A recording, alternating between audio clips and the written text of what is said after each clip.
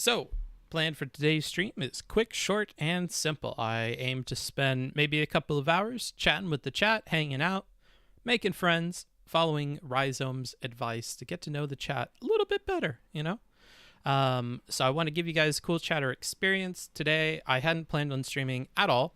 I have a bunch of review work that I need to do on the Vosh arc and the Mr. Girl arc, and basically I have a lot of work that is piled up, and I want to get through all of it.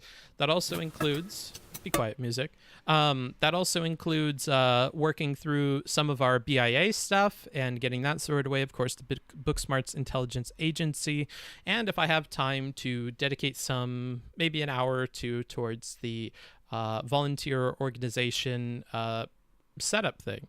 If you're interested in volunteering, you don't know how to get started, you don't know where to get started, you don't know when you would do it, how you would do it, etc., etc., DM me, booksmarts, #1004 on Discord, or email me, booksmarts.twitch@gmail.com.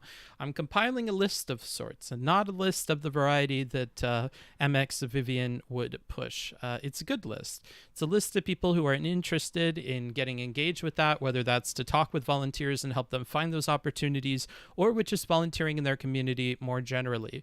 The idea behind that project would be to help get people in touch with local volunteer organizations based on what they want to get involved with. So if you want to help the homeless, if you want to feed people, if you want to help with Habitats for Humanity, or whatever else, any of the things that you'd want to do, you would let me know your goals, the area in which you live, and then I would work towards finding you an opportunity and following up with you to make sure that you're able to get there and get started. I think that that's the barrier for a lot of people. Even if you put them in front of a website where they could find this information, it can be difficult. And I think that having somebody in your corner who is trying to help you get to those opportunities and make sure that they happen for you, that's kind of what I would like to do. And it may fail. It may not work out. There may be barriers that we're not able to overcome with the project, yada, yada, yada. I understand all that. But I want to try to do it, because when I see a problem and it seems trivial to solve, at least on the outside, I may as well take a swing at it. And then if we learn more about why that problem is not surmountable, then it is what it is, But if we don't try, then we can't pretend like we understand the problems that are involved with it. So we can't just immediately assume that it wouldn't work, right? I would rather have said, hey, I tried it, and these are the reasons that it didn't work, than to say, I don't think it would work, and no, I haven't, committed myself to any effort to make it work. So that's the plan with that. Again, we'll just be chatting today, just hanging out, being buds. What is up, my YouTube chat?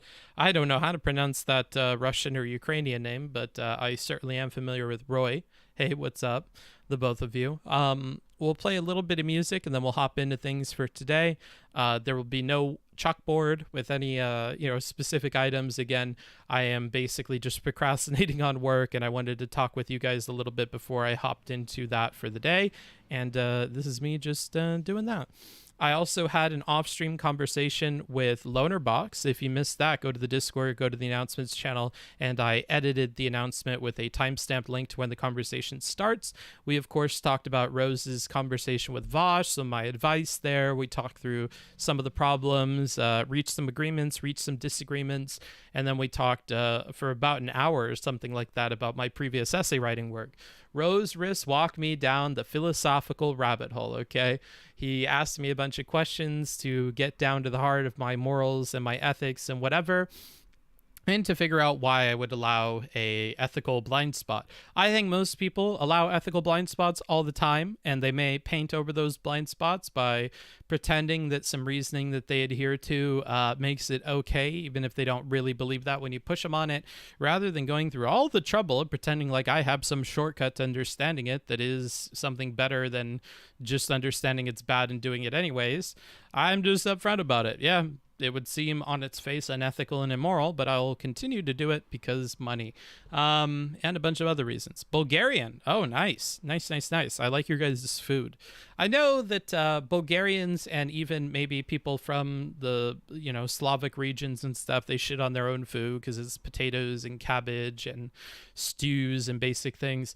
I actually really like that food, and I understand it can get boring when you grow up with it all the time, but I really liked it.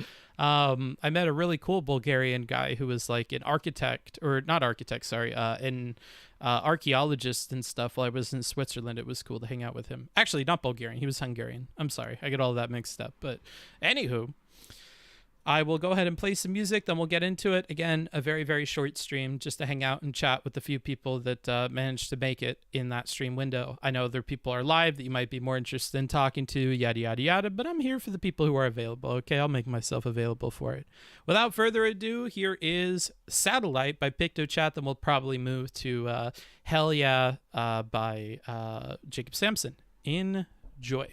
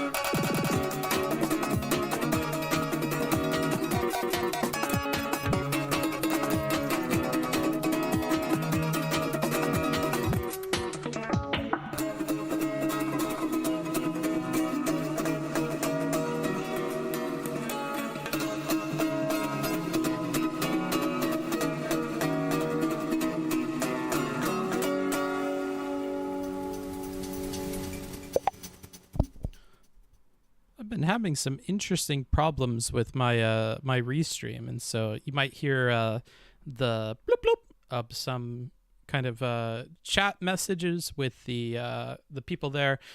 It does this weird thing where it gets stuck in like a refresh loop, and right now my chat is not showing my Twitch chat, it's only showing my YouTube chat. It says that my connection had expired, and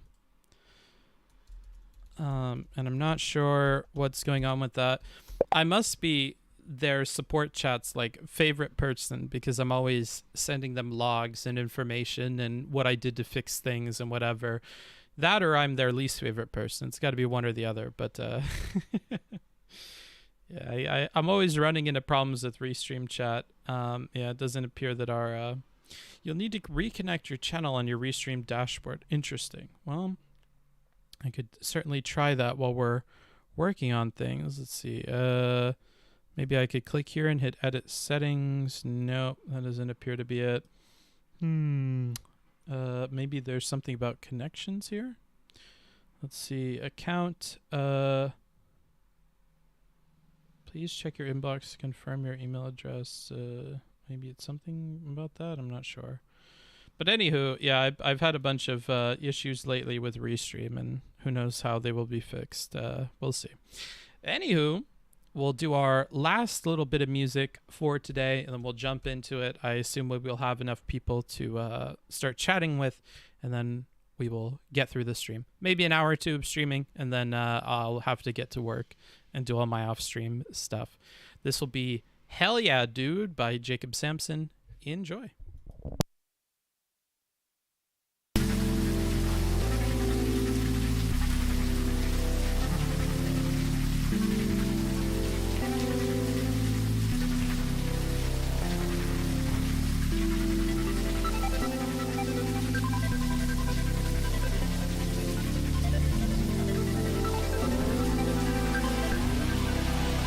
yeah, dude, we're breaking into it.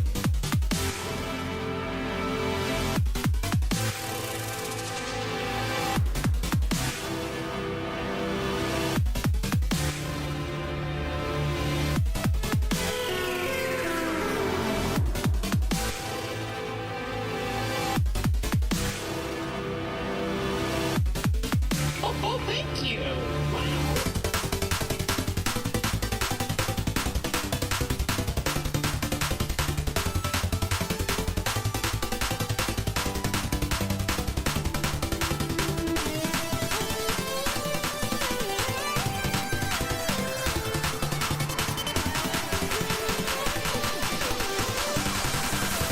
Hell yeah, dude, we're breaking into it.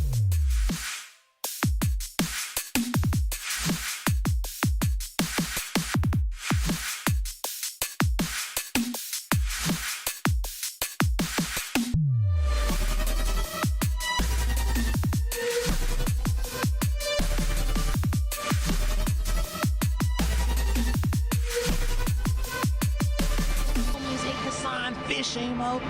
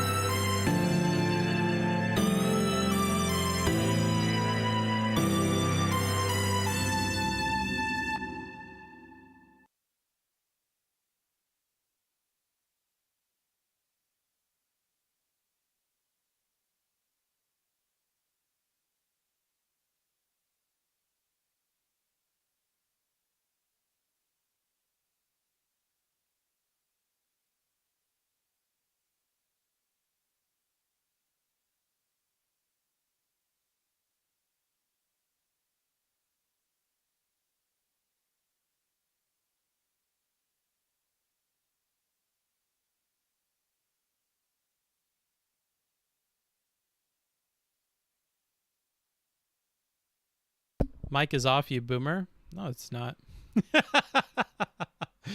No, it's not, you liar. It's definitely on. Hi. Basically, I just said hello, and I said I was popping out my Twitch chat so that I could see both of you guys at the same time. And yeah, hey, what's up? Goobles, good to see you here again. Hava Hale. Not sure how to pronounce your name. Maybe you could help me with that. The aim of today's stream is just to chat. I have a bunch of work that I know that I need to do today, and so here I am procrastinating on it. Before I started, I kind of wanted to get a little bit of wind in my sails, and I've been following Rhizome's advice. In case you missed the conversation that we had with Rhizome, go ahead and check that one out on the YouTube. I'm following Rhizome's advice of being present in more chats, and that has already led to like conversations happening. So it wasn't streamed on my stream, but yesterday I had talked with Lonerbox for maybe 2 hours or something like that. There's a timestamped link to Lonerbox's VOD in the Discord. So if you go to the announcements channel, I try to edit the announcements that I do and give a timestamped link. I can't do that with the one that Revan sent out on Rosewrist channel, but I definitely did do that with the Lonerbox one. So that is there for everybody. Glad I can finally catch you live again. Yeah, what's up, Mike W? Good to have you. And Hyphen, my good friend with the funky name, good to see you as well. He's talking to me and only me. Well, if that's what you have to think to get you through this, then it be what it be. What an interesting emote that you had. Jabasted from Heat FS. Interesting. It's a Twitch global emote, but I have no idea who the hell that is. He kind of looks like Dad from the Creator Clash stream. What's up, Neandra? Yeah, that's the plan. Rhizome says that, hey, you should be more involved in chatting culture and, kind of treat the chat as if you're trying to make friends with everybody and get to know their name and get to know who they are and what they're about and stuff like that. So I've been trying to do that more. And it's like I said, I looked at my live list. I saw Lonerbox was live, clicked on that. He's talking about the Vosh genocide thing, focused on the steps of genocide or whatever, and I got to contribute a few things to that. There's always a weird thing as a streamer where you like ask if they want to talk, and it kind of feels debate bro-y and weird. Like the first question that Lonerbox asked me after I typed that in his chat was like, is this for like a panel or something? Like, no. And I'm not trying to argue with you or debate you either. I'm just interested to hear what you think about the topic. Like, you're a smart dude. And if you're covering it, I want as many opinions as possible to help me when I go and do the review. So, yeah, and afterward, he had some very nice things to say about me. He thought I was a really smart dude and one of like the smartest people in the space, and he enjoys talking with me and whatever. And that was, of course, very, very flattering. And it's because of opinions and takes like that that I probably need to be more visible. I need to be on more people's streams, and I need to be building these relationships with people, because while there may be some communities that have really negative opinions about me, like there are subsets of DGG, VGG, and Dima Mama, to name a few, that, they really don't like me. I think that it will become more difficult to not like me if they hear their streamers talk positively about me and if they see me interacting with more people. Because the thing is, if you only see me reviewing content, it's about the person you like, and I say things that are against the person that you like, and those people that hear it, of course, they're oftentimes not going to like it. It's not advice that they ask for, anything like that. That can really hurt your opinion of me. And if I don't show up anywhere or talk to anybody, you might think that all I am is a talking head that criticizes people all the time, which is really not the case. I have a lot of talks behind closed doors with streamers about this stuff, and pick their brains and make concessions and come to agreements on various points of conversation around these topics, but I just don't do them on stream, which I need to be doing more of. Thank you. Some of my best work to bring light to that turkey debated emote. Well, you're doing God's work, friend. Make chatters think you're their friend. I mean, like, I agree with you that I got to feed in the parasocial element a little bit more. And if you guys think I'm your friend, that's really cool. It feels weird because it's not like a very human thing. This kind of like human interfacing with the way the internet works type beat is strange to me, and it still is even to this day. And I've been streaming. This year will make 3 years that I've been streaming. So, especially when I started out, that was so weird to me and I really wanted to avoid it. But it happens regardless of if you try or not, right? Because if I'm sitting here and I'm vocalizing all the internal thoughts that you had about things and we click in that way, you're still going to feel that way, even if I'm not talking directly to you.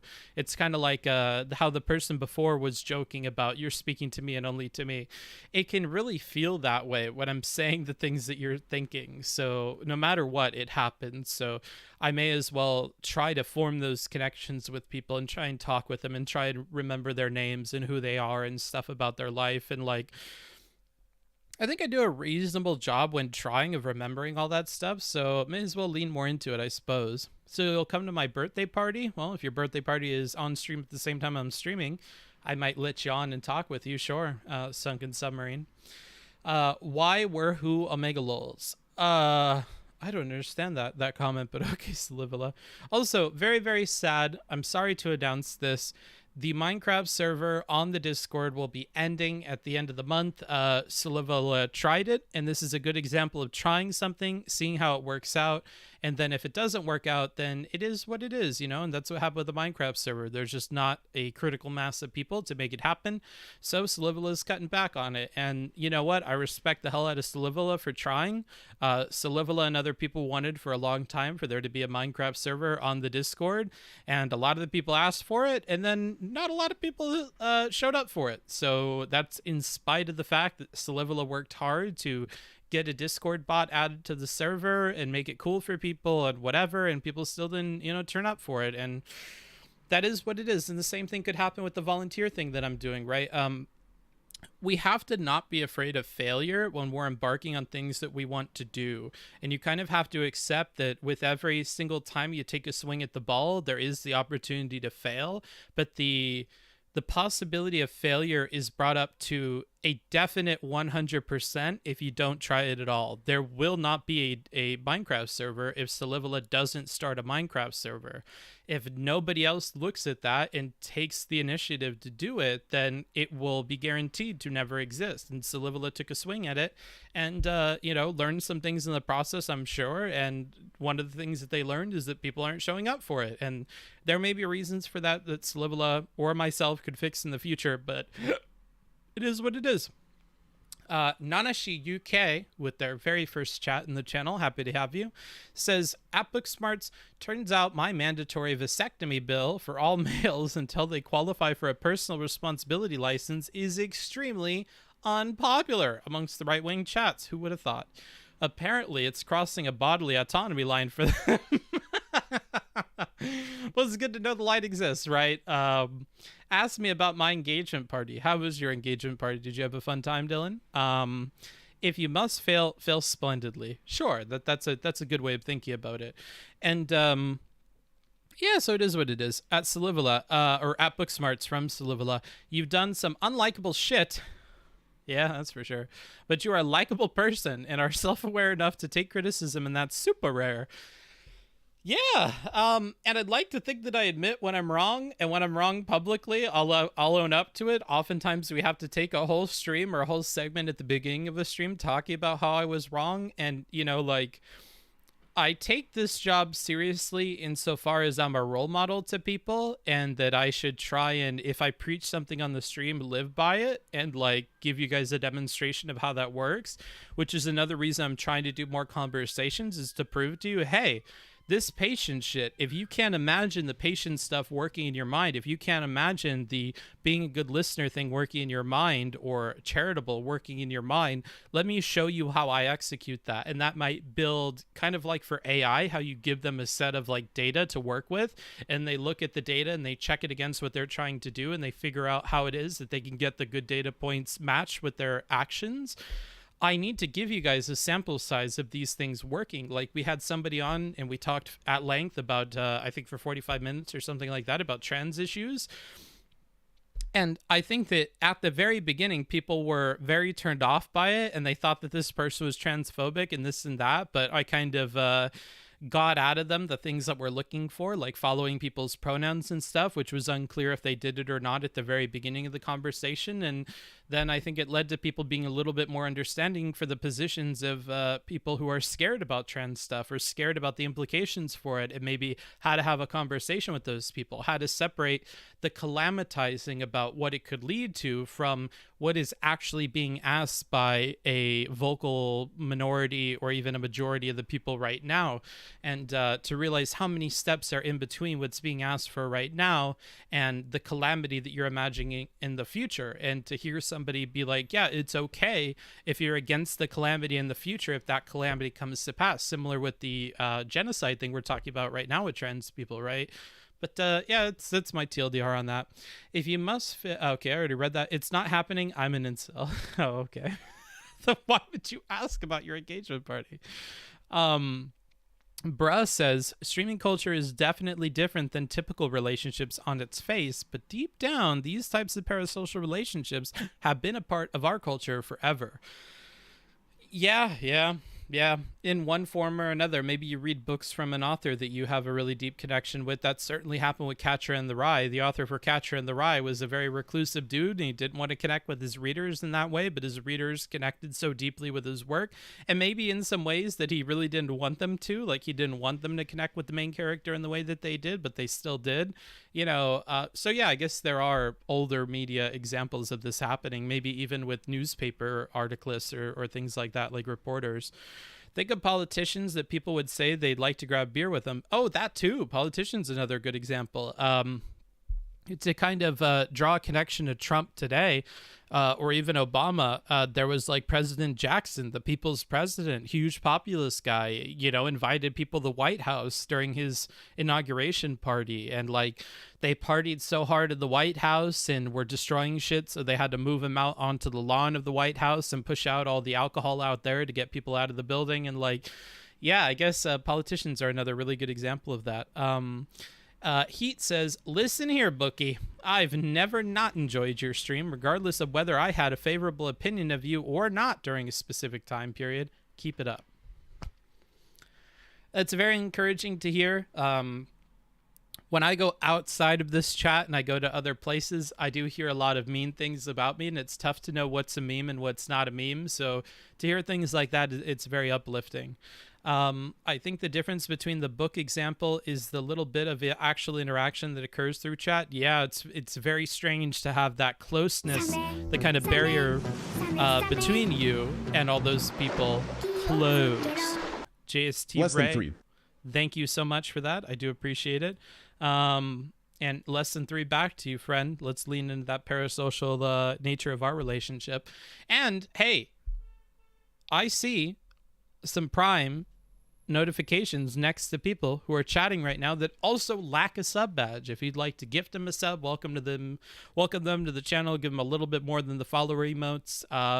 Feel free. All that supports the channel, and I do appreciate it. And I'm sure whoever received that gift sub will appreciate it. And hey, if you use your Prime sub on me, that's free, ho. Toss them my way. At the end of the day, you're presenting yourself as someone that people are excited to hang out with. Yeah. Booksmarts, you're the only streamer that actually makes me happy to watch, to be honest. Thanks, bro. You seen my phone. That's nice to hear, you know. If I could be an approachable dude that you find happy to watch and that's the only person for you, then I'm happy that I exist to be that person for you. That's super cool. And it's worth mentioning also, because I'll pair that with a shield to kind of break down that fourth wall of parasociality. If you want to become a YouTube member, you'll have access to a lot of different emotes and stuff like that and be able to support the channel as well. You could always super chat, stuff like that. So if it's content that you really appreciate, to borrow a line from Invader V, be responsible and pay for the content that you enjoy. Because that's always good. It supports the channel. It's very much welcome. And if you want to know what gives me the biggest cut of the pie that you're sending my way, because you may not want to send 33% of it to YouTube, you may not want to send 50% of it to Twitch, using !dono and using that Streamlabs link. Streamlabs doesn't take any of the money. Only PayPal does, and even when they do, it's a small percentage. So that's the best way to support the channel.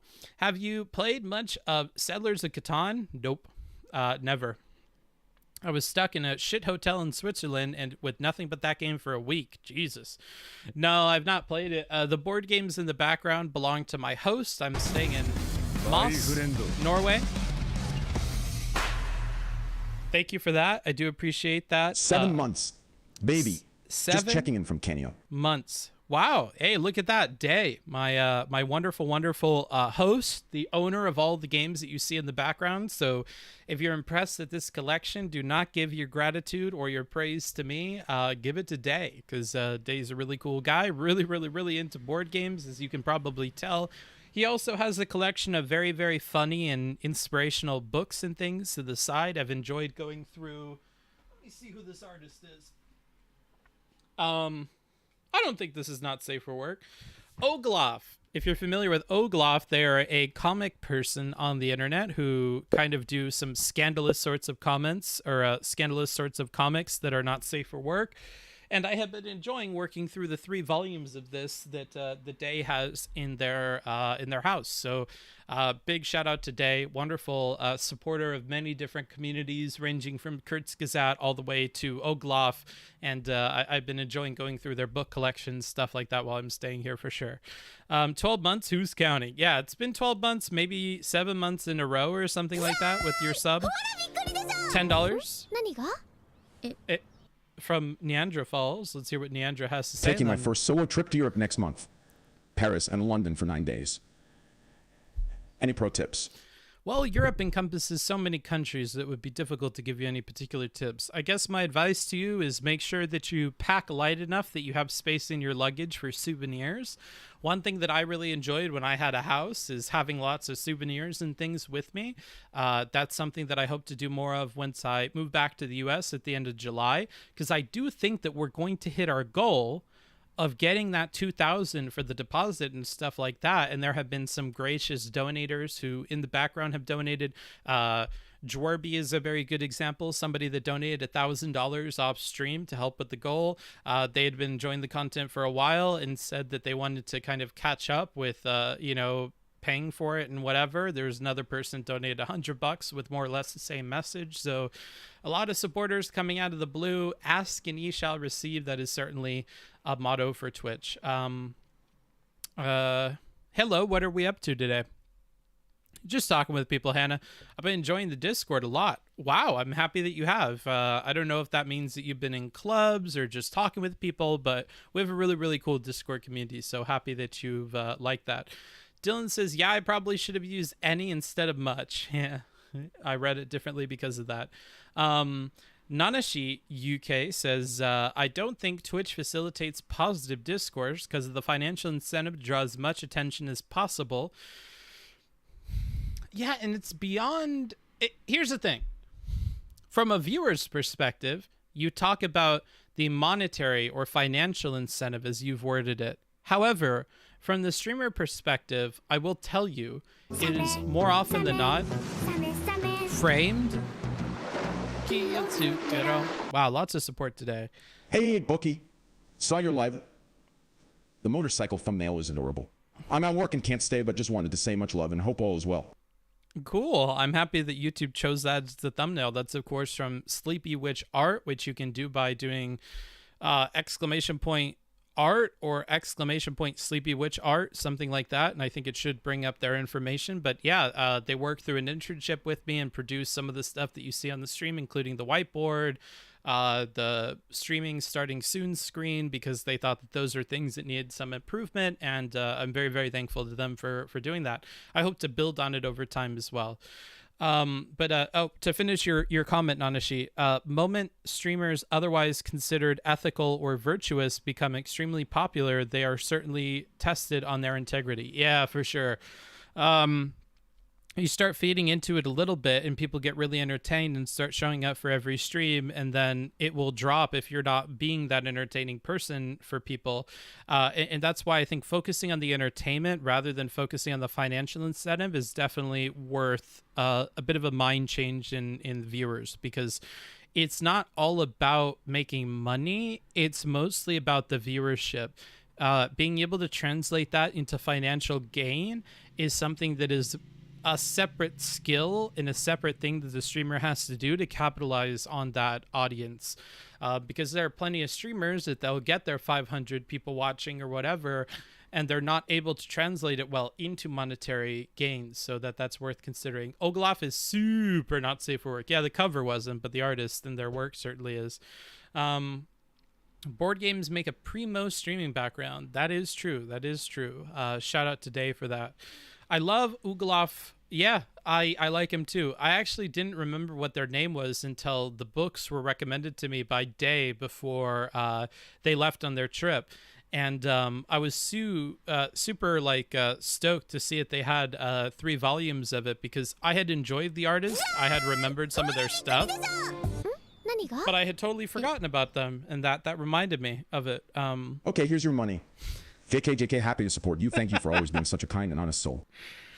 Cool. I'm happy you think so. I try to be as honest as possible, and kindness is maybe a good whatchamacallit, byproduct of listening to people and trying to be more approachable. So happy that's coming across, and I'm very, very happy to have the 20. That's super cool of you. For the people who can't support the channel because of financial situations in their real life, you cover for them as well, and every little bit helps. That's $20 closer to our goal, so I definitely appreciate that from you. And yeah, thank you for the support for the channel. Bruh, you seen my phone. Oh, you're from the YouTube chat, and you chose to use the donate link. Very, very cool. Let's see here. Hannah Thing says, as a viewer, we are part we're a part of that profit incentive. The viewers are the ones giving subs and donations. We're the ones driving that narrative of streamers being motivated only by profit. It easily turns into a vote with your wallet rhetoric. Yeah.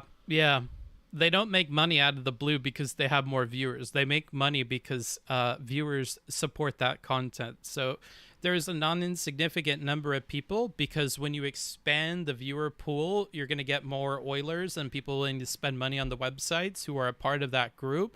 So if you can go from like 50 viewers to 500 viewers, you're going to have more people that are able to financially contribute, because let's assume that it's 10% of the audience supports you in some meaningful way. That 10% at 50 is going to be what, like 5 or something like that. The 10% at 500 is 50 different people subscribing and donating, whatever. And that's setting aside the fact that Oilers are going to support the most entertaining content. The most entertaining content happens to be the hyperbolic nonsense. So that's how it works. Paris and London mostly. Well, I've been to neither, so I wouldn't have any specific advice for you. I will be in Manchester in a couple of weeks or something like that, so maybe I'll have some advice on Manchester when I get there, but it's far from London, so in any case I wouldn't have really good advice for you specifically. Exactly, says Hannah. This is why I get frustrated by chatters' statements like Twitch doesn't facilitate meaningful discourse. Yeah, because you feel like the chatters have some influence on that. But remember also, and this is something I always have to keep in my mind, because when you swing too hard the other direction, it really off-puts people, is that if you're talking to that 10% at that 50 figure who do support content that is meaningful discourse or is kind or is compassionate, they go like, what the fuck, dude? Like, I'm sitting here supporting the content that I enjoy, only watching streamers that are this way. So when you make chat a monolith, you're going to catch a lot of people in the crossfire who are actually supporting content creators that they feel are engaging in meaningful discourse. So that's the other troublesome bit there, is you have to be careful at who's caught in the crossfire, especially as a streamer, less so as a chatter, but that's another thing to keep in mind. Maybe you could learn from me a little bit there. Morning Mr. Book, have you covered the WAPO stuff? If not, would you be interested in it? I mean, you could link it and I could check it out, but no, I don't even know what WAPO stuff you're referring to. There's a difference, though, between viewers and donators. There certainly is. What does Booksmarts do in the restroom? He books sharts. I'll be here all day, folks. Nice. Very, very funny jokes, Xenos. You gotta love the poop jokes. Potty humor certainly does something for a lot of people. But if you are book sharding, chances are maybe you ate something that disagreed with your tummy a little bit. Lately, my poops have been pretty good, but when I go to the Indian place and get curry, it's a little bit different. Sometimes you'll need to preference what subs and donos want over what the silent majority wants. Which, that's also part of why I'm okay with going my own way and only getting a reduction in viewers because of it, is I would rather grow on the backs of the people that want to support the content that I feel good about making. And every dollar that I make doing the content that I think is productive or I think is positive carries more weight to it than every dollar that I would make doing content that is, trying to feed and appease the masses, like the suffer content and stuff like that. You definitely do get a lot of money, but the way I feel at the end of those streams is very different than I feel at the end of those where I'm just being honest with you guys and, trying to be real with you guys and trying to be productive, and then I get support. So, for instance, with bruh, you see my phone, the donation of $20 that bruh sent, that's going to feel a lot better to me than the same 20 if I got it during a Joker stream where I'm freaking out and losing my shit at how bad the conversations are. So, Dylan says, shit joke, but everyone's got a book chart somewhere. But yeah, nice one, Dylan. But yeah, you definitely do want to add some preference to that, which is also why if I'm going to do those streams that are more like React Andy streams that I feel like are less productive or less meaningful or fulfilling or, something I feel proud about, I'm very, very happy to dono wall the extra content there and to dono wall continuing to do it, because in that case, I'm doing it for donations and reactions and stuff more than I am an intrinsic interest in the content. So there has to be some spark of interest when I watch it. I do try and regulate myself in that way. But at the same time, I'm like, all right, if I'm going to capitalize on this audience segment, I'm going to very intentionally capitalize on this audience segment. You want to watch this shit? Put your money where your mouth is, because I don't care about an increase in viewer count to do that stuff.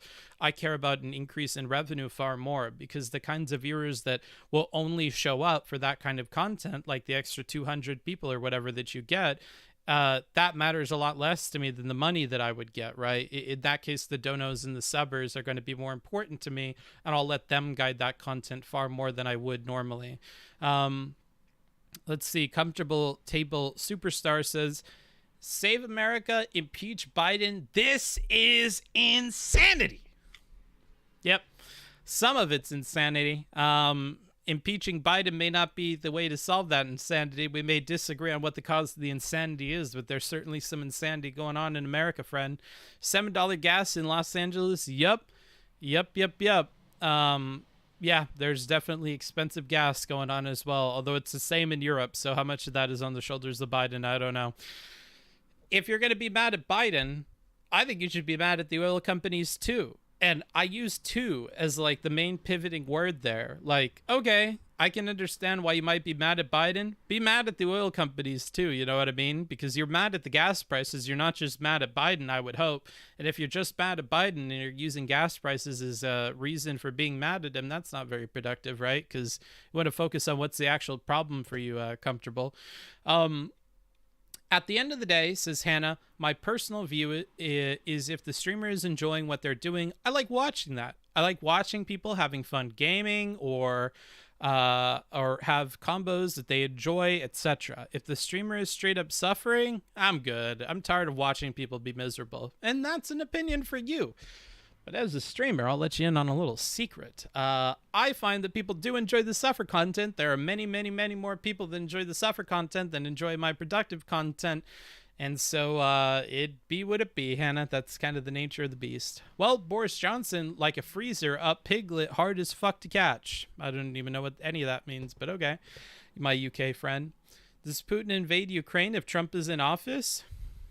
It's interesting that you think that whoever's in the presidency is having that big of an impact on whether or not Putin does what he wants to do. I think Putin, in some ways, and I don't mean that it's a good thing to do this, but in some ways he's a bit of a Giga Chad. He kind of goes his own way and does his own thing, even if it costs tremendous amounts of money or harm or political power for his people and for his country. So how much it depends on if Trump or Biden were president, him invading, I don't know, and I'm not a policy expert. I would presume you're not a policy expert. Probably neither of us have the answer to that question, quite frankly.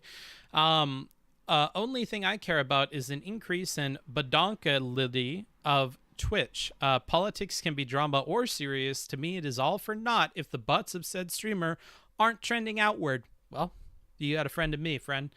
Be mad at Congress for not passing laws to prevent price gouging by gas companies too. Sure, be mad at everybody. Blame Biden, blame. It's like that clip I did. Blame everybody, you know, be like BX Bullet about the the shooting that Alec Baldwin was a part of. Blame everybody. That's one way of doing it. But then focus when it comes to engaging in action against those people. So that would be my advice. No way in hell Ukraine invaded on Trump's watch. Not in a million years. Well, you seem more confident than I think is wise, friend, in that statement. Trump prevents all of this. Thank you for the sub. I do appreciate it, Anonymous, giving that to I Am Mad. I Am Mad. If you want to go ahead and thank Anonymous for that gifted sub, or if that's just a random sub that is to communicate that the anonymous gifter is mad, then yeah, we'll all be mad. We'll all be mad together. No reason to invade under Trump. He would just give the land to them. Well, I don't think it would do a ton to stop it. Ukraine not invaded under the guy who withheld aid from Ukraine? I don't know about that, champ. Yeah, a lot of people not agreeing with you, Comfortable. UK has more natural gas than it has in previous years. If we charge the current price in accordance to this, our bills would be cheaper than last year. But that's not the case. they're charging us what they are predicting it will cost next year. This practice should be outlawed. I don't know. Like, I don't know if I want to take away the ability of companies to foresee price hikes and act in advance, but, you know, maybe with the energy sector, it might be okay to do that. I'm not sure. Biden allowing BLM to rape our cities to fulfill the agenda, just animals. Biden is an animal or black people are animals? Paul's in your court. I would say, I would say chill out with this rhetoric, because you are pushing the point where I can no longer entertain the things that you're saying if you're calling the BLM people animals. BLM spent $6 million on a mansion. Cool. If you don't talk about the things that we're kind of talking about, and you're, you know, off tune, and you're meant to be a soprano, and you're kind of got your pitch up at alto or tenor, just keep in mind, the mods aren't going to be happy with that, friend. The pigs have got their trotters up. They're hating wine and cheese. I don't know what the fuck that means. The animals watching in bubbles of two. Okay, this is like a whole fucking poem that I'm not going to read. Anywho. Oh, no. I missed whatever the hell they said, but congrats on the timeout. Jesus, Vels. 609,000 seconds and then 245,000 seconds. Jesus Christ.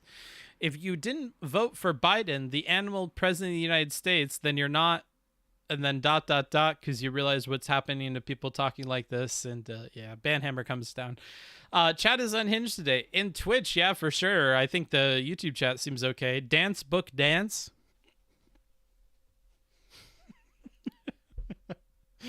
I'm not very good at dancing. Gas is cheap in America. Stop complaining. You're not going to get anywhere with that kind of rhetoric. I like a little suffering in my entertainment. Yeah, me too, generally speaking. But I like pleasure in my entertainment far more. Just be mad, Book Joker. Yeah, I could just be mad, I guess. Trump would have built the wall in Ukraine and made Russia pay for it. Well, that would be kind of based. Whoopers, I misclicked. Mods, why are you misclicking? It's so huge. This is a huge misclick. How have you been, Books? Last time I saw you, it was in the Destiny drama. Oh, boy. Well, certainly better than that point in time, dude.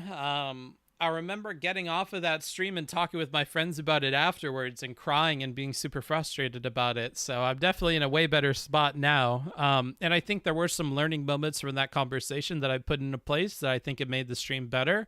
Like kind of outlining some rules about what it is that we're trying to accomplish with the stream and what the limitations on reviews are. And then referencing back to those 3 rules when talking with people who are like, yeah, but they said this thing in like, you know, in another conversation and whatever. Like, all right, well, we're limiting the scope. Or, oh, you're being overly charitable. Or why are you steel manning this position? Well, charitability is in our 3 rules, right? So I've enjoyed that. So yeah, I've been doing a lot better. I'm glad you got some good friends to cry to. We all need those. Yep, we do. And I'm not afraid of admitting about crying because that's some toxic masculinity shit.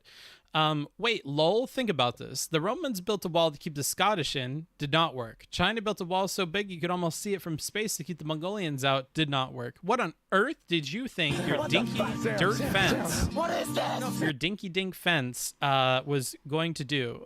Yeah, I don't know, maybe not. Babe, wake up, Booksmarts is live SOI. Yeah, get on here. Come on, babe. It's Booksmarts time. Hop on the couch, grab a beer, and hang out. Thank you, Draco. 10 months. You're nearly at that 12-month mark, 2 away, and we'll be happy to give you that new icon once you get there. You're at that 9-month. You're soon enough to be at that 12 months, so nice. Rinky Dink. Yeah, I don't think fences and border walls are quite that, but making Russia pay for something that's on the other side of the border is certainly interesting.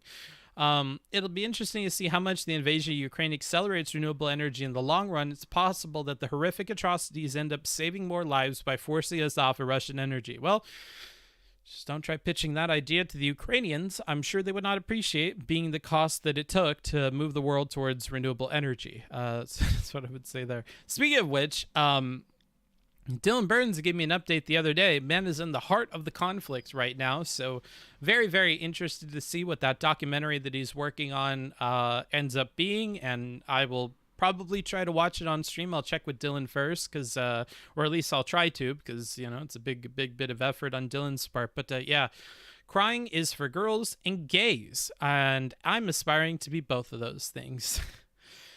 You had us in the first half, not gonna lie. You had us in the first half, friend. Wait, Dylan is in Ukraine? That is my understanding. I didn't think Dylan was going to spend as much time there as he has. Yeah, I think that Dylan is a man who will take up opportunities, and I'm sure that once he got there, he found way more opportunities than he did at the start. And so, yeah, he's certainly using all 90 of his days in the Shenzhen zone. I'm actually worried for Dylan. He might have bit off more than he can chew. Well, I certainly hope that's not the case. I do tell him every time I talk with him to stay safe, and that's all I can do, because Dylan is going to be doing dangerous things, and the best that we can hope for is that he stays safe while doing those dangerous things. A lot like having a kid that gets into riding motorcycles, you know. You're not convincing him not to ride motorcycles anymore, but you could certainly encourage them to be safe, and that's about the most that you can do. Obviously not happy about it, but it's one of those interesting, what would the world look like otherwise events. Yeah, I guess we'll see in 10 years, you know what I mean? I'm curious about that. A lot of people have already decided if he's good faith in this endeavor. I'm on the fence until I see content he produces from it. No idea who you're talking about, but very cool. Trump would have built the wall in Ukraine and made Russia pay for it. I think somebody already said that, did she? Are you still reading Wheel of Time? No. Book 4, from what people have told me, is like the best book in the series, and I cannot get my brain to focus on it for more than like 3 or 4 chapters at a time. It's just so complicated. There's tribes in the deserts, and we have to know all these things about the tribes and their customs. We're in a whole new city with the other characters, and some of them are on the road and like escaped from the witch city, Tarvalin, and like there's so much going on. I don't really understand it. I know I'll have to end up rereading the book because I missed a lot of stuff, and just like that makes it very hard to keep reading. So no, I've hit a wall with Wheel of Time, unfortunately. Dylan, if Dylan is good faith in this endeavor, I guess I still don't understand at all. Like it I don't even know how to comment on this at all. He's risking his life to go and cover this shit. So I mean, like, I don't know if you think he's only doing that to boost his image or something like that, or to virtue signal, or to look like he's supporting Ukraine, like, well, it's a hell of a lot to risk. I think there's much better things he could do if he wanted to boost his content creator significance and whatever that doesn't involve risking your life in a foreign war zone. So to me, it stands to be in line with everything else that Dylan Burns advocates for, both personally and politically. And so I don't have any questions at all about any of that. I've seen people giving him shit such as, quote, going to Ukraine is just him inevitably going to cause another person to rescue needlessly. Oh, and I feel they really had to reach for that criticism from their bag of hates. Yeah. Like, I kind of get that for the Foreign Legion people or whatever, but like when you're like, this journalist is going into the war zone, it's just going to be another person we're going to have to rescue. Like, yeah, but they're journalists. They're covering like what happens. They have a different job than the military, and somebody has to do the job and whatever. You know what I mean? So, yeah, it's a bit of a crazy one for me at least. So I don't know. I don't know. Road Setting says Wheel of Time is kind of like Femdom Tolkien. Kind of. A lot of people really like the mention of gender and stuff in Wheel of Time. I don't mind it at all. Like, these constant remarks about how women are this way and men are this way coming from characters of the opposite gender and whatever, I don't know. It's been the same as what I hear in real life growing up and talking with people. There does seem to be a certain divide in the way the genders perceive each other and their actions, and how much their gender has to do with the actions that they're engaging in. So I haven't had too much of a problem with it, but that's just me. Bellmaker says, yeah, fair enough. It does change gears around book 4. It goes from an adventure quest story to a grand political drama. Yeah, the grand political drama, I was not ready in my brain for it. I feel like I should have been taking notes the whole time I was reading the book, and I didn't. Now I'm paying for it in time that I'm spending rereading the same chapters over and over. And like, I'll reread a chapter, and the conclusion that I have at the end of it is the reason I didn't understand it is because I had clearly missed something in the last chapters. Like, if you told me to give the brief plot points that explain why everybody is where they are right now, I would have it for some characters and not for others. Like, I found myself at several chapters in the book being like, I don't even know who this character is that's like with them right now. I don't know where they came from or what they do or what their significance is. I vaguely remember how they initially became involved, but I can't remember who they are. Like, Min is a really good example. There's this character in the book who's like a tomboy person, and she has to go undercover into some like wizard organization, and then she takes up a different name and dresses differently and becomes more womanly and whatever. And like, I think she uses like 3 different names, and I'm confused with all of them, and they're used interchangeably. So I'm like, oh, fuck, I should have paid attention to what the fuck it is that they're calling this character, because sometimes they bring her up, and it's only through her actions that I realize she's the character that I think that she is. So I've been having a hard time with Wheel of Time in book 4. Have you watched the saga of Tanya the Evil? Yes, twice. It fulfills the 4chan desire to be both fascist and a cute anime girl. Yeah, and a legitimate lolly that is underage. So you get everything that you could possibly wish for. That one for 4chan people, I suppose. But yeah, I've been struggling with Wheel of Time lately. What I've been reading a lot more of is Dune. And not much, as you can tell by the placement of this bookmark, but yeah, I've been reading a lot of Dune because I got 3 books to get through, and I've been very interested in it. But the problem is, in my mind, and this is a personal failing that I need to start working on more. When I see on my calendar that I don't have a lot of things scheduled, I have this idea that I'm living 3 lives at once. The life where I'm chilling out and I'm getting to enjoy and relax and read my books like Dune or the Ogloff comics or stuff like that. And I also believe that like I'll be living a life where I'm getting a ton of work done. And I also believe that I'll be living a life where I'm able to do a bunch of travel in the country. But the reality is that you either have to really balance that intentionally, or you spend each day doing something entirely different. And I often find myself in the latter. So I'll take a day or 2 off of streaming and stuff to like go out and do things in the country, at which point I'm not doing any of my work or reading any of my books. Or I'll take like half of the day to read my books and stuff, and then I am not doing as much work or traveling as I had thought, and I'm inside all day. Or I end up doing a lot of work and I'm inside, and I'm obviously not traveling, and I'm not reading any of my books. So one adult thing that all the people I talked to in Sweden who went through university talk about is they learned a lot of discipline around managing their time and how much they're able to get done as a person. And because I never went to university and stuff, and because my life has always revolved around maybe 2 things that I'm doing all the time, and it hasn't been a problem to spend one day completely focused on one thing and another day completely focused on another thing. Like, when I get a dissertation that is due in like 3 weeks, I can knock out the whole dissertation in probably like 3 or 4 days. So I know that I need to set aside 3 or 4 days, probably close to the end of the deadline, to work on that. And I have a lot of other time to spend with family, or travel on the motorcycle, or go on a road trip. And so I would just spend entire days doing like one or the other thing, and it was totally fine. But now that I have like a bunch of clubs and organizations that need my attention, streaming that needs my attention, and reviews that need my attention, and my books that need my attention, my traveling that needs my attention, I got so many plates spinning, and you can't just spend one day on one and one day on the other. You need to divide each day, working pieces at all of them, and understand you're not going to get as much done all at once as you want to.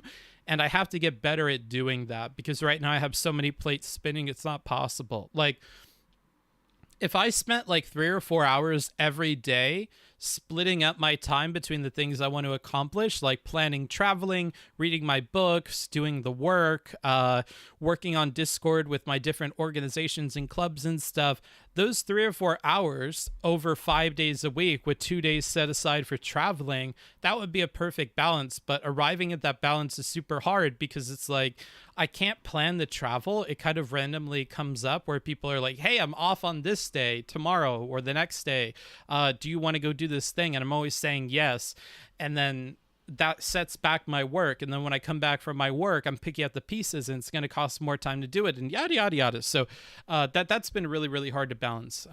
Really, really, really hard. But that's what I'm going through. The Dune Aiel and the Wheel of Time Fremen are too similar to me. Kind of. I mean, they're desert people where water is really important to them. I'm not at the point in the book yet where we have met the Fremen, so I can't comment on the Fremen in the Dune book. I have watched the movie, and that's what I would go off of. And, like, I guess they're similar, but they're different in, like, a lot of ways. Like, I don't think there's nearly as much focus on the water thing in Wheel of Time as there is with the Fremen, because the Fremen have developed technology and stuff to deal with that, and I think it's a bigger part of their culture. It is a part of the culture, and it is a part of the things that the Aiel do, but what they're doing is different. And so to me, they're just desert people, and they're going to be similar for desert people reasons, like the need for water and stuff. So similar, I flipped them in my post. Okay. I mean, maybe for you, I find they have similarities, but they are not similar, is what I would say, which may be like a something that people could argue with me about, but it's just an opinion on media, so I don't care too much. But yeah, I don't know. They're big different in my mind. The Dune book is way better than the movie, in my opinion. I'm way more enjoying the book, because the movie doesn't explain a lot of what's going on. And in the book, I get all of the thinking and stuff. I also love this element in Dune of, like, the characters will think one thing and they'll say another. And that communication element is very interesting to me as the communication guy. Like, being like, oh, I'm really, really worried about this, and I don't want this person to think this, and I'm scheming to do this. And then they say something, and it's kind of reflecting all of those concerns and worries and schemes and plans and whatever. But it's like really well put together so that it accomplishes their goals. Like, I'm liking that, and I'm sure I'll like that continuing through the whole book. But you can't do that in a movie format. You can't talk about what all the characters are thinking all the time. That is something that books are particularly good at. So, and I think the author is good at that. Somebody also remarked upon how repetition is something that bothers them in all sorts of books, ranging from Wheel of Time all the way to Dune. I don't have as much of a problem with that. I think other people seem to have pet peeves that I just don't have. Like, I never felt like it was a big deal in the Wheel of Time that they repeat things, but other people have a really hard time with that. So maybe I'm better equipped to get through these. I'm way behind on YouTube, so I'll try to catch up on the chat here. I went to college and I still don't have proper time management skills, evidenced by my presence here instead of focusing on work. Oh, you know, we can't all succeed in that way. I kind of feel like viewing people and behaviors through the paradigm of gender unnecessarily alienates certain people. Yeah, but here's the thing.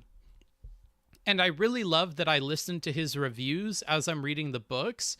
One huge theme that Brandon, the YouTuber who talks a lot about sci-fi and stuff and in fantasy books, he mentions that one huge theme in Wheel of Time is, what is it called? What is the proper word for it? Xenophobia. And how everybody doesn't trust and has stereotypes about everybody else. And that if they were to drop a lot of that, you would realize how similar all the characters and cultures and people are in the book, and they would be able to solve a lot of the problems. A lot of the problems come up because people think that the Aiel are desert savages that want to kill everybody. The Aiel think that the Tinkers, that are like a pacifist people, are the scum of the earth and whatever, when it seems like the Tinkers are very, very culturally aligned with the ideas of the Aiel. or how the wetlanders, the people that live in the more lush parts of the book, are soft and are useless, and women are allowed to be treated a particular way in a wetlander culture that they're not in the desert people culture. And like, they all have all these ideas that really stop them from seeing eye to eye with one another. And it's when characters overcome that alienation that things progress in the book. And I like that. And in order for that to exist, you have to talk about the different kinds of things that the characters are thinking negatively about one another because of their gender, their culture, their birthright, all these different things. So I don't think that the book exists or is the same without mentioning those things, because it's a huge theme of the book. So that's what I would say there. Yeah, it sucks, but it's also a part of human culture and a huge part of the book. So I feel like it needs to be in there. I feel like it's almost always better to just refer to a certain person or behavior rather than whatever category you perceive it to be roughly correlated with. Yes and no. Because if your beliefs about a person or their behavior are coming from the category that you perceive them to be roughly correlated with, I think it is good to be honest about that so it's out there, and then we can deal with that and configure it accordingly. Because that's what happens in Wheel of Time and in real life, right? So I don't know. Why no Dune 3x speed audiobook? Because the audiobooks aren't good. I have this problem with so many audiobooks. That is a pet peeve that stops me from reading more. It's not repetition. It's not gender references. It's like audiobook narrators can be so unbelievably bad that I cannot listen to the audiobook. So for instance, with Dune, you either have a really, really boring person who doesn't do voices for the characters or try very hard and it's really old, or you go with the new one that says that it's unabridged but cuts out whole sections of the book, and the character acting and stuff, they'll bring people on to act out individual characters, but it's not throughout the whole book. It's not executed very well. So you have these two really imperfect options, one that doesn't even cover all of the book and has narrators shift out all the time, in and out with no seeming sense, and then you have a really, really boring narrator who's really, really bad. And it's like, well, between the two of those, I would rather pick the third road where I read the book myself. So that's why I'm doing that. I was responding to your point about Wheel of Time. Sorry if it's a little late. No, it's cool. If I have work, I do it immediately so that I'm not stressed out. That's not possible though. Like, I used to think the same thing. It's not possible when you have so many projects. Like, I can't finish all of my BIA work because it's daily. I have to rely on waiting times or people are doing things. So that's not possible. Same with like reviews and stuff. I could just focus all day on a review. But what will happen is like, I'm not able to do a bunch of stuff. Thank you, Mountain Dog, maybe Mountain Dog. You just couldn't get the username for your Prime. That's super cool of you. Welcome to the club. So, there's the problem is there's so many things to do, and a lot of the projects require daily input and feedback. So it's not conceivable that you could do all the work in one day. And it's those projects that require daily work that kind of fuck up all the other ones and are a huge problem for me, because I am very used to like, I will wake up and work on this dissertation for like all day. And then I will wake up and continue to work on the dissertation. And I will, fill my brain with all the concepts and hold on to them and go day by day where I'm dreaming about it. I'm thinking about it. I'm thinking about it while I eat, while I pee, while I poo, while I sleep. And then it's done at the end of it. But that's not really possible, because then I can't stream, then I can't do my daily stuff, then I can't do my traveling. And so like all these things require you to do them differently at like different times, and so that's not a possible solution, unfortunately. I think it is the fact that both desert cultures are waiting for a messiah figure got me stun locked. I see. That makes sense, but if these kinds of negative behaviors are used in art in service of a more positive thing, I think that's great. Yeah, that's why I like them. But the reason why it's relatable in the book is because that's also how real life works. So we kind of have to contend with that. I understand being upset by it, but I don't let that stop me from engaging with it. And I don't spend too much time thinking about it because it just doesn't produce good results. That's just me, though. I hate to be the book is always better person, but there are so many mediocre directors who, if they were being honest with themselves, wouldn't have done a good job, even if they had more than 1% of the budget needed to adapt a loved book. Yes, and some things are just like unadaptable, right? I'm gonna adapt Wheel of Time. However, young people have an unrelenting urge to have sex, which I feel should represent heavily in my adaptation and other perfectly normal outlooks. Yeah, but here's the thing. The way I think you should look at it is Wheel of Time or Dune or whatever else is a whole world, and you get to view the world from the perspective of different artists. If I look at pictures and drawings of what people think characters look like or battles look like or settings look like, it's not one-to-one to the book, nor do I necessarily want it to be. It's a cool artistic rendering of what they think the book is like, where we get some of the artists involved in the creation of the material. Same with directors when we're talking about movies. Same with authors when we're talking about books. And I can enjoy all of them for different reasons because I don't love the book or love the movie or love the art. I love the idea. I love the concepts. I love the stories. I love the characters. I love the places. And I love those things independently from the way that they're kind of communicated to me. So for me, I enjoy all these different things and the different approaches that the different artists take because I love the idea more than I love any one rendition of the idea, if that makes any sense. I tried listening to the Game of Thrones audiobooks and I got to book 4 before everything that was said was just mumbo jumbo because I couldn't remember any of the characters. I think I got up to like book 3 where I hit the same wall where I was just like, all right, I'll be honest, this is playing in my headphones and I don't really get what's going on and I'm not enjoying it. So that would be an example of like, I really, really like the TV series for Game of Thrones. I don't really like the books. The books will give you more insights on the world and stuff, but it is done in such a way where it makes it unenjoyable. So I prefer the TV series over the books, even with the problems the TV series have. I feel like those trade-offs are easier for me. So that's my 2 cents on that. So bruh, you see my phone says, yeah, I think it just triggers me specifically because I'm non-binary. Well, then there you go. So you have your own kind of biases that lead you to view the material in one particular way. Whereas like me, I don't care too much about gender. So for me, I can easily separate myself and read the book for what it is and not get too hung up in it. Plus, it is reflected in the lives of the people around me and the way they talk about gender. So, and here's the other thing. They're right. Like, Wetlanders, the people that come from the south of the Wheel of Time book, do have very different relationships with women than the people who live in the desert in the north do. And people that live in different villages and places have different relationships to women than everywhere else. So, for example, there's a queendom where it's always a queen in charge. And in that place, women are going to be viewed very differently than in a village on the outskirts of the queendom where they don't even know that they're ruled by the queen.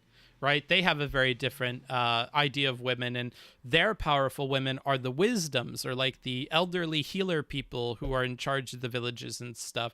And those elderly women people have a power dispute between themselves and the city council, which is all made up of men, right? And then they warp their problems between these power structures with the power between men and women because the actual institutions are gendered, right? And so there's a lot of that going on in the book as well. Or for instance, Tar Valon, which is the seat of the witches, and the witches are all women, and men that can use witch powers are persecuted because eventually if they keep using witch powers, they go crazy, and they're oftentimes more powerful than the female witches. So that their view of men and women is going to be very different as well. There's a whole subsect of the witches whose only job is to seek out men who can use these powers and to cut them off from the power, to disable their ability to use it or kill them. And so those women and the people that join that women's organization hate men oftentimes. Whereas a same sect of that same organization who marries a lot of men and who are known to be very like flirtatious and whatever. And normally in the book, one person who is a witch bonds with one person who's a man, and that's their like defender and whatever, and they share powers and consciousness and whatever. All of the other groups, they usually only have one man that they bond with, but this group that really likes men, they bond with multiple men. Some of them have 3 to 6 different men that they're bonded with or married with. And so, you know, their view of men is going to be very different than the Red organization, whose entire purpose is to go out and find men that can channel and hunt them down, right? So gender is just a really, really important thing in the books, and all the cultures have different views on gender because of their different power structures, and I love that. To me, is this Wheel of Time? Yes, it is. Let's see here. Controversial smarts, maybe. I hope not. Chat, what do you think is a good salary to live comfortably in the US? I'm curious what you think, chat. It depends on your definition of comfort, right? I think some might put it really, really high, especially if they live in an expensive area. Like, you're going to need at least 6 figures to be really, really comfortable if you're living in New York City or something like that. But if you're fine with the bare necessities, the simple bare necessities, maybe it's lower for you. And it's going to be lower in different parts of the country. So if you're living where Steven is from in Nebraska, maybe $60,000 a year, you could live really, really well.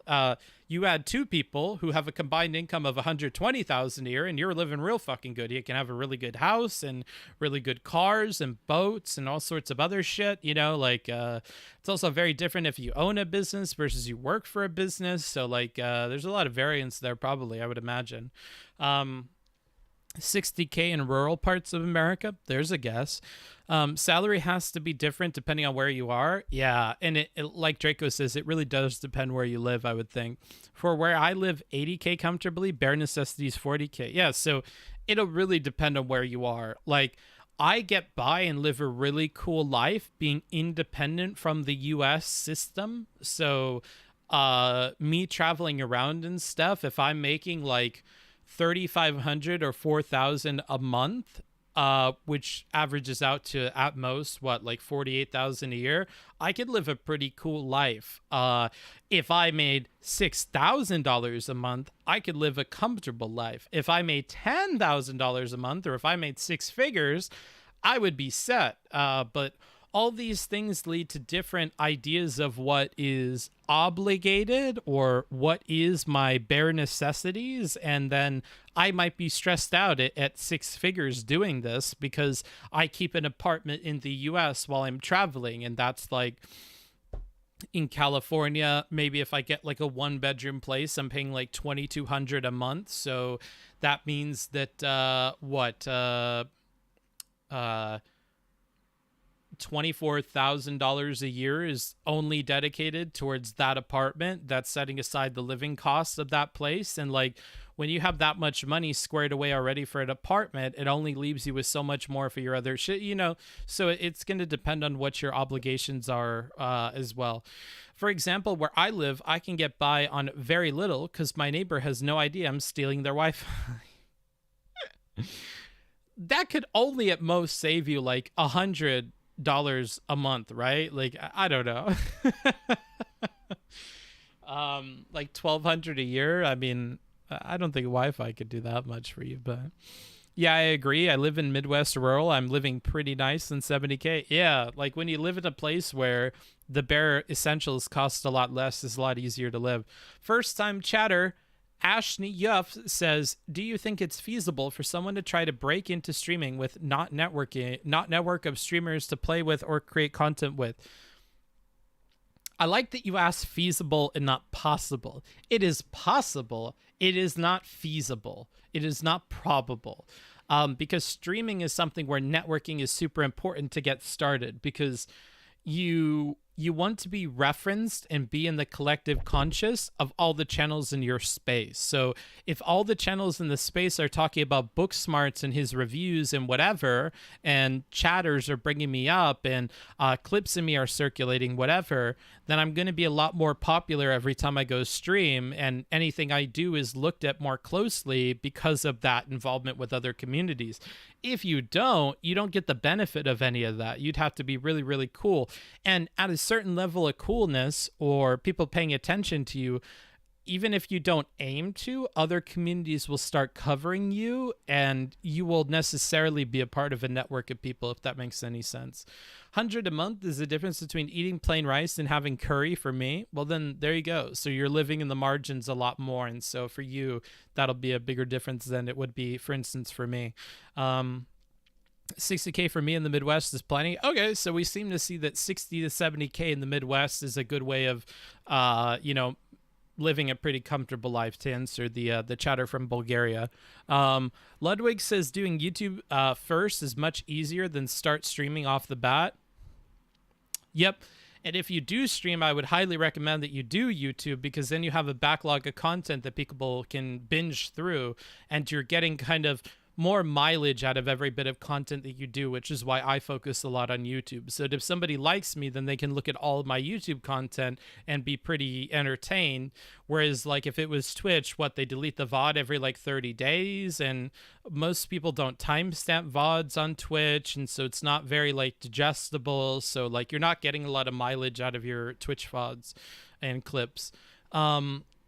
Are you planning on covering anything from the public? January 6 committee hearings. Your stream on Roe v. Wade got me hooked on opening arguments. They're certainly excited for it. I wish I could cover so many things. It's just like we talked about at the beginning of the stream, CMG. There are so many plates spinning, and they require so much time that I don't know if I would have the time for it. Right now with BIA, I have reorganized all of the stuff that I'm doing and working on, so that like, because at first I really wanted to, and I always want to, offload middle management onto people who are involved with it all the time, which I tried to do with Saint Nick, but it wasn't working. And I don't know if that's like on Saint Nick for lack of trying. So now I'm having to take that position myself, and that means that I'm going to have to dedicate more time every day and every week to doing that. And it'll likely get done more because I'm doing it, but that takes time away from doing these other projects and stuff. So right now I'm trying to close out a lot of the stuff that we're working on in BIA and rethink how I can have people contribute in a way where it doesn't take a bunch of time from me and these projects don't drag on. Like, I thought we would have abortion stuff done by now, and it's not done. I thought we would have our stream segment on shooters and stuff done. It's not done. I thought we would have our Mr. Girl arc all done. It's not done, right? And at this point, do I want to cover shooter stuff in the way we're going to cover it about manifestos and stuff? Maybe not. Do I want to cover it in terms of the way Fox News and Tucker Carlson is? Maybe. Most of the focus now is on solutions, which means that we need to do a whole other round of research into that. And if it can't be done in 3 to 7 days, by the time it's done, we could be out of the news cycle, and then it doesn't make sense to stream it, and then all those hours are wasted. So that's the current problem with BIA that I need to figure out a solution to. And problems on the BIA front. And if it went better, then yeah, I could cover it. I just can't right now. We're spread too thin. Ludwig, the YouTube streamer, thinks YouTube is easier. No way, Keck W. I think he's mostly talking about YouTube as like the video part of it, not the streaming part of it, to be fair to Ludwig a little bit. Do you think you have to let go of a community to grow long term, or just expand your community? I think you have to adapt your community. So if we're at like a 500 strong community, and then we have some drama or something that leads us to be like a 1,500 streamer community, but the 1,000 people that we added want new things and whatever, then you have to find a way to reconcile what the 500 viewer community was looking for and what the 1,000 extra people are looking for. And that might mean that you lose 20 to 50% of the original 500, but at the end of the day, you're still at 1,250, which is, 750 more viewers than you had at the beginning. So I think adapting is an important thing over time, but not everybody does adapt. And some people just do the same thing for forever. And sometimes they teeter off because people stop caring about that, or sometimes that is what enables them to keep going. So I don't know if I have a good answer to this. I think flexibility is the answer, and you expand and you adapt as you acquire new people. We might spy Booksmart in IRI's chat while IRI covers the January 6th committee. Maybe. Here's the thing. I'll be honest with you. For IRI, I am a YouTube frog. If IRI doesn't post it to YouTube, the odds of me watching it are very, very low, because IRI also doesn't post his VODs to YouTube. So I'm not watching a Twitch VOD. Not anymore. No. I'm not doing that to myself. That's some chaotic evil type shit. I'm not watching on Twitch. So I might catch some stuff live because Rhizome has encouraged me to be visible in more chats and like engage in the chatting experience, but I'm not going to get all the information I need if I'm only in chat for 30 minutes to an hour at a time.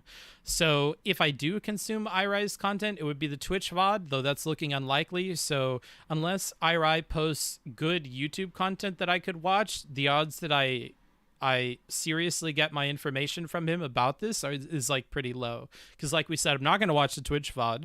The VODs don't get posted to YouTube, so all I get are his YouTube videos essentially. Arigato dattabayo, using your Prime sub, BB Shing, maybe. Thank you. I do appreciate that. Very, very cool of you. If you have a Twitch Prime sub, you get a free one every single month, and I would highly appreciate it if you would use it here. That's an extra $2.50 in my pocket every time that you do that. Beyond that, you could also sub. You could use Super Chat.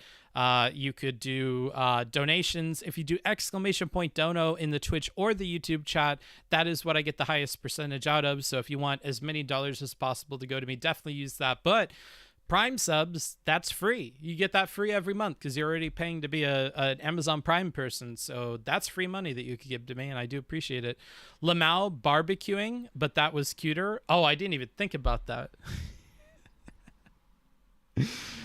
I thought you sounded like you were an actor in fucking Law and Order. Oh, BB King. That's cute. Okay, but barbecue, gotcha. Gotcha. I totally read that wrong. But yeah, so I might show up in his chat, but like to consume January 6th committee content, I need him to post it to YouTube. I've talked with IRI a lot in private and in public about this, but I think one thing he said that sums it up pretty well is I am IRI's biggest YouTube fan and supporter. You only see a few hundred views on those videos, or at most like maybe 1,000 or 2,000. But I am one of the most outspoken enjoyers of that content, and I have been there since the very beginning of his YouTube channel, like when he started taking it seriously, and I continue to be a huge encourager of him to keep posting those, because if he didn't, I would never see it. And I can guarantee you that a non-insignificant portion of those few hundred views are people who also would never have seen it if it wasn't posted to YouTube. So like, you may not make money off of that many viewers. You may think it's not worth your time, but you're already streaming to so many people who aren't going to financially support you and are just there viewing you, that like, if you care about an increase in 50 average viewers per stream, I think you need to apply that same logic to YouTube and realize that an extra 500 views on YouTube is a lot of people who otherwise wouldn't watch the content, and who are you are now in the collective conscious of, and it is worth it in a way that isn't financial or monetary, but is in terms of brand recognition and stuff. So, but it's a hard pitch for Twitch streamers, you know what I mean? Because it's not what they do. And Twitch streamers get so hung up on the idea of editing shit. Really? Just timestamp your fucking VOD? Let's have a smell. Or, Ooh, oh, wow. ding, The one I ding. see. Oh, everyone likes their own brand, don't they? This is magic. Analysis. Smells like the one I see 3. Thank you for the raid. What's up, party people? We're just doing a stream where I'm shooting the shit with my chat. So if you have any questions, whatever, my name is Booksmarts.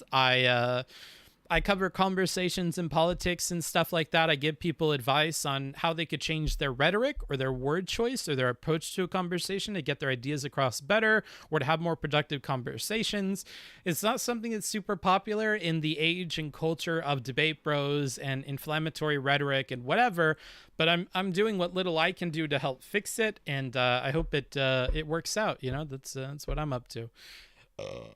I am too. I rarely catch IRI live. We're talking about I'm really important, who's a political streamer who covers electoral politics. So you might be used to people that show up on panels and debate about shit they don't know anything about. All IRI does is watch like mainstream media and mainstream news coverage of like real political stuff. And he has a good encyclopedic memory of like all the different senators and the races going on across all of the United States, and uses that to inform a lot of his decisions about how to cover things.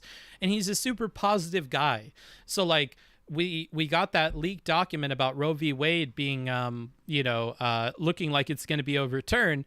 And he was one of the people way back in October or December being like, wow, after that court case was heard by the Supreme Court, it would seem like they're going to overturn Roe v. Wade. And he had clips about him talking about that way back then, you know? And if you had been following electoral politics, you would have known that before the leaked brief, right? So that's the kind of stuff that he does. And then he turns it into a positive. He's like, you know what? With this passing, the Republicans lose a lot of the wind in their sails that's getting people to go out and vote, because a lot of them might think that the topic of abortion is squared away. Whereas for us, it's also a huge wind in our sails and an extra boost to get Democrat voters out to the polls and out to vote, because, you know, that's an important topic for them. And now it's going in a direction where they feel more compelled to go out and vote, right? So he takes that kind of positive spin on everything, and it's really, really nice. People who don't timestamp 3-hour videos are the reason chewing gum is stuck to the underside of tables. It's hard. It's time consuming. I understand why people don't do it. It's just like, I think it would be better to timestamp all your VODs, even if it costs you a stream a week that you're not doing. But that's just my opinion. You know, I'm weird. Nobody agrees with me, so it is what it is. But yeah, Vel said, I am too. I rarely catch RI live. When I do, it's usually just to pop in and wish him well, but his YouTube is great. Yeah. Same here. Unfortunately, though I look to change that in the future here. But yeah, that's all the stuff about IRI, you know. Yeah, I love IRI. I love him to death. He's a good friend, good streamer. He covers stuff in a way that I agree with, which is all really, really great. All right, that all being said, we have been live for an hour and a half. I might continue for a little bit more, and then I'll raid out. I mostly just wanted to go live while I'm kind of working on some stuff in the background. I might just raid now and send you guys over to somebody. So let's see who I would do that to. I guess Irrelevant. We'll raid to Irrelevant. So if you guys want to hop in that raid, go ahead and do that. Thanks for hanging out. Thanks for chatting with me. Hope this was a fun stream for you. And I will go back to my work in the background off stream to make sure that all my projects are cut up. Hopefully end a lot of the BIA projects in the next few days, and then kind of refocus on how to make that project work for me instead of me working for it. You know what I'm saying? Maybe do some Vosh review stuff so that I can get that out. We'll see how much I'm able to get through today. Wish me luck. Wish me luck, viewers. Thanks, Book. Have a happy Vogan New Year. I have no idea what that means, but sure, I'll try and have it just for you. Bye, everybody. Bye, CMG. Bye, Dylan. Bye, Vels. I'll talk to you guys later. Have a good time in Rally, and I'll see you in there for a little bit. Bye. To my YouTube chat, thanks for hanging out. I will talk to you guys later. And to my VOD viewers, my VO Megalo D Giga Chads, I hope you enjoyed this stream and this VOD. I will try to get back to timestamping all the other VODs. I've been behind on it because I'm behind on these other projects. And frankly, doing that is more important than the time I would spend timestamping. But it's on my list, my very long list of things to do. And hopefully I'll have that caught up. Please bear with me. Please understand that I'm working on a gazillion other things at once. And, you know, if one thing isn't happening, just know that there's a lot of other things happening that I'm working on. And I'm not just taking a bunch of time off. I hope that's clear to you. But if it's not, there you go, you know.